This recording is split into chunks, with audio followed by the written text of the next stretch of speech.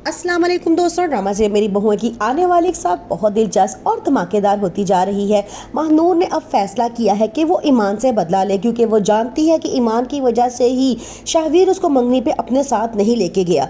महानूर की मामा को भी इस बात का बहुत गुस्सा होता है। वो महानूर को मशवरा देती हैं और कहती हैं कि तुम उसको उठा के शाहवीर के दिल और उसके महल नुमा घर दोनों से बाहर फेंक दो। ईमान अब बहुत खुश है, क्योंकि वो शुरू से ही चाहती थी कि मुस्कान और राहिम की शादी हो जाए। अब जब उनकी मंगनी हो चुकी है तो वो बड़ा खुश है। वो अपने पापा से कहती है कि उस घर में जहाँ मैं कभी भी नहीं जाना चाहती थी, सिर्फ इसलिए गई ताकि मुस्कान की शादी में कोई रुकावट ना बने, वरना मैं उस घर में कभी ना जाती। शाहवीर अब दूसरी शादी करके बहुत पछता रहा है। वो चाहता है कि ईमान वापस उसकी ज़िंदगी में आ जाए, लेकिन ईमान ऐसा नहीं चाहती।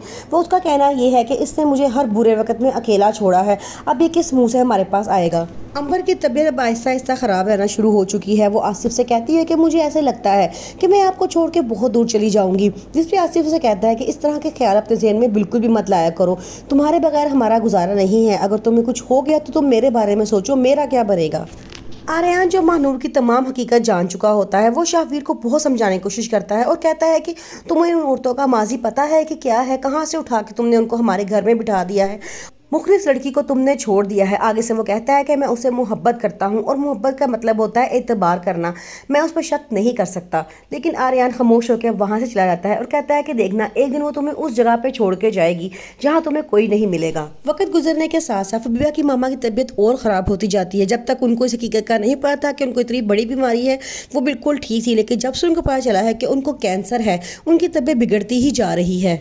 फबीहा अब बहुत परेशान है, लेकिन वो अपनी मम्मा का बहुत ख्याल रखती है, दिन रात उनकी खिदमत करती है और उनको बिल्कुल आराम दे रही है। लेकिन उसे इस बात का भी गुस्सा है कि महानूर की मम्मा को पूरी हकीकत उसकी मम्मा को नहीं बतानी चाहिए थी। मंगनी के इवेंट में जैसे ही शाहवीर अंदर एंटर होता है तो उसके पापा को देख के बड़ा गुस्सा आता है और कहते हैं कि इसको किसने बुलाया है यहाँ पे।